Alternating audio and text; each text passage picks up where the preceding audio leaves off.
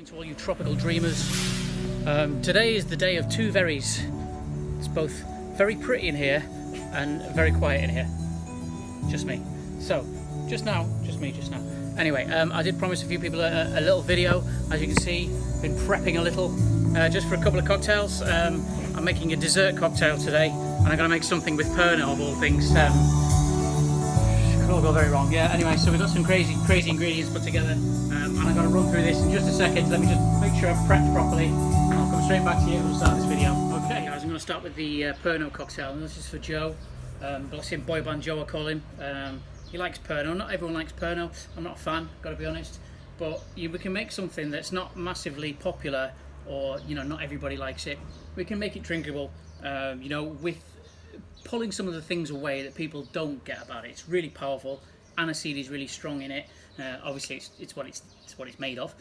So what we try and do is we try and tame them down a little bit, but keep a depth of flavour that it deserves to keep. So this one's for Joe. I know he likes Pernod to start with, but he wants to drink it a different way. So let's work it through a different way.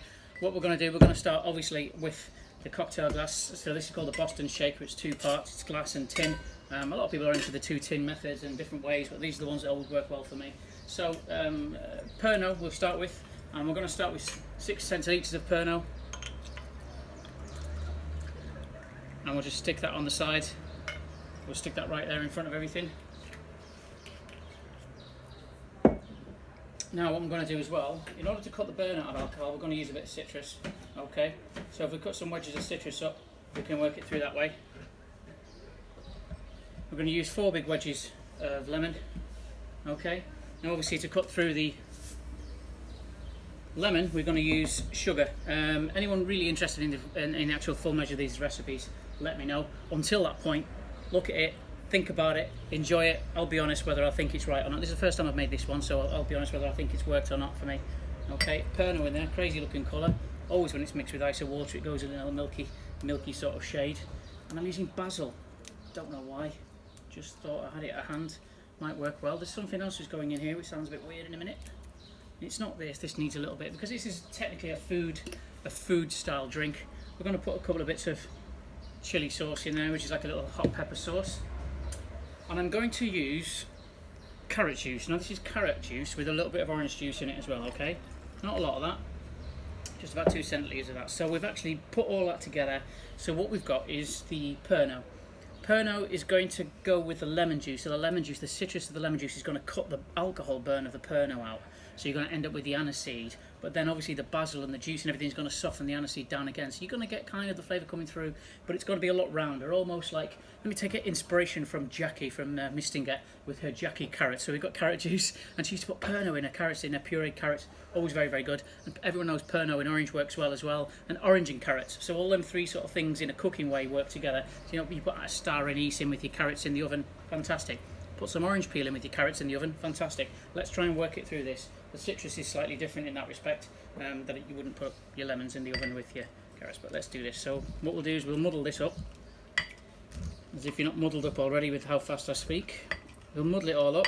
You can always put this video on half speed, I've figured out how to do that the other day when I was watching a video. Some guy was talking too quick. You slow the video down, and then you can catch up with what I'm speaking and what I'm saying. Yeah, so anyone who wants the recipe for this, just give us a little message through and I'll figure it out. Write it down for you. Meow. That's all I can say about that. Top it up with crushed ice, and what we're going to do, we're just going to put it in the shaker just to pull it all together, blend it all together. You can see it all mixing up there. It's going to dilute it, it's going to blend it, it's going to cool it. It'll make a really, really nice flavour, I think. I think this will work really, really well. So, like I said, I'm not a Pernod fan at all. If it's in my carrots, thank you, Jackie. Yes, I can have a bit of Pernod, but I'm not a big fan. It's just one of them flavours that's just so overpowering for me. So I have to bring it back a little with an ingredient. I forgot one of my little dipping straws. I showed you how to do this the other day. You stick the straw in, you stick your finger over the top, and when you pull it out, and what's left in the straw is what you can taste.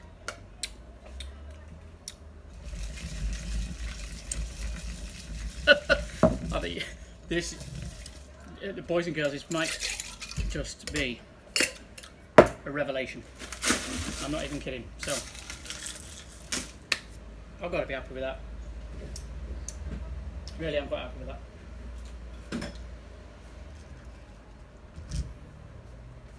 Okay, that's what we finished up with. So let's just recap what we had. We had Pernod. We had a couple of drips of pepper sauce, which I'm using this one here, which is just like it's more pepper than your vinegary. I think you find with Tabasco, it's very hot, but it's vinegary, and I don't like the vinegary sort of actually. I liked a bit more of the pepper in the pepper sauce. So that's this one here, and we've used a carrot and orange juice. It's mostly carrot, a little bit of orange juice mixed together. And what else did we put in? We put some lemon wedges, and we put sugar. Now, some of you balk at the amount of sugar that goes in. It's 3 teaspoons need to go in that. Now remember, there's about 7 teaspoons in a bottle of Coca-Cola. The sugar's needed for this, because if you leave the sugar out, it's kind of like salt on your chips. You need it to expand the flavour. It also needs to cut the citrus. So some drinks don't need so much extra sugar in them because they've got the sugar in them. But these ones here, because it's a powerful flavour, it works well. So what I'm going to do, which is something that you'll never see me do this ever, but I'm going to do this because there's no one in, and I'm going to actually drink this, and I'm going to be honest and tell you what I think about it. If you excuse me for a moment. Do you know what? I think you'd be hard pressed to even know there was Pernod in there. There's a little trace of it coming through at the end. I mean, a little trace.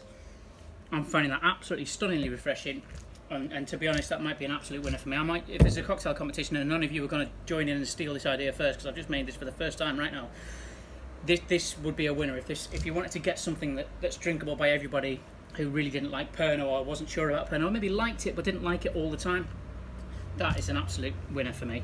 So yeah, a round of applause to myself for that. Joe, I hope you like it. Hope you make it. If you're not sure on the recipe or you're not sure of the exact amounts, give me a little message on that, and I'll give you the exact amounts for it there. But that, no lie, is a very, very good drink. I'm very proud of that one. I might actually stick that on my new menu. Right, I'm going to take a break while I set this up, and I'm going to go again with a dessert cocktail. Quite a few people want a cocktail for desserts for after dinner. So this one works really, really well. It's a twist on a classic British dessert and in a drink.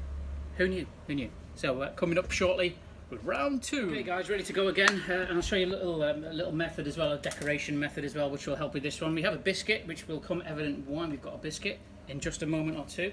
What I'm going to do first of all is I'm going to cool this glass down. You'll find out why in a minute. Generally it's good practice if you've got a cocktail that doesn't have ice in it to actually cool the glass down as well, because then when you put in a cocktail that's strained out into a glass that's got no ice, it's going to get warm quickly. So if the glass is cold and you're holding it by the stem, it's going to stay cooler a little bit longer. Nobody likes a warm drink unless it's meant to be a warm drink, you know. Life's too short to drink warm champagne, boys and girls. So what I'm doing is I'm going to cool this glass, and I'll show you why in a minute. We'll leave it to cool on the side there, and I'll get the ingredients for this.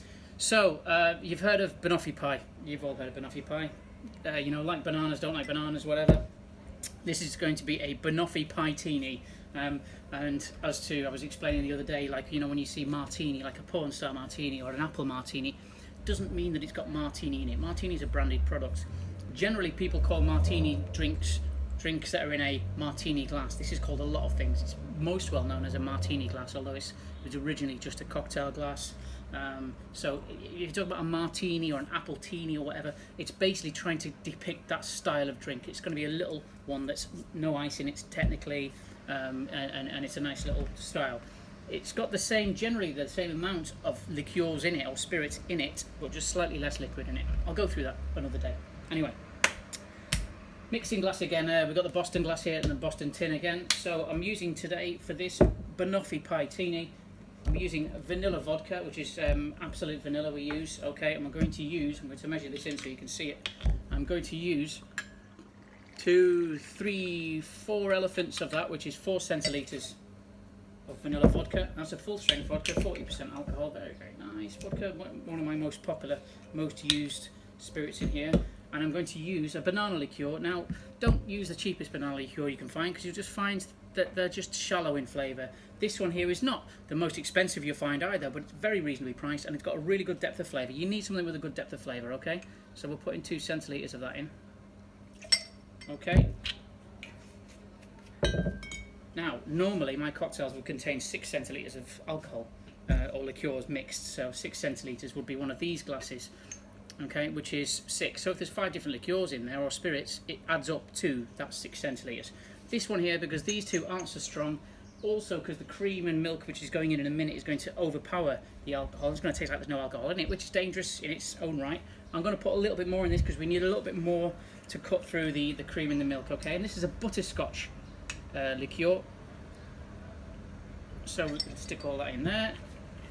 You can find all these, by the way, in smaller bottles. You don't need to buy these big bottles if you're only using it now and again. You can find these in 50 centilitre bottles and small. What I've got here is called half and half in the cocktail world, and it's half double cream and half milk, because double cream's too thick, milk's too thin. So it's called half and half, okay? I've got that on the side there. I've also got some butterscotch syrup, not syrup, like liquid caramel almost, liquid butterscotch. We put some of that in there just to mix it up. And we put 4 centilitres of that in there, okay? So what we've done with that is we've mixed in the half and half cream and milk, mixed it in there. We've got the butterscotch, we've got the banana liqueur, vanilla vodka, and I've forgotten something, so I'm going to come straight back. Forgot this, it's a strainer, it's very important, and cubed ice I needed as well for this. So here we are, we're back. So what we've put in here, we've put the vanilla vodka, we've put the butterscotch liqueur, we've put the banana liqueur, and the half and half cream and milk in there. Okay, we've got the measures of that all in there. Now, let's get back quickly, first of all, to the... In fact, I'll tell you what we'll do. We'll shake it first, and then we'll go through the others, okay? So what I'm going to do, put the ice in there. I'm going to give it a really old, good rally.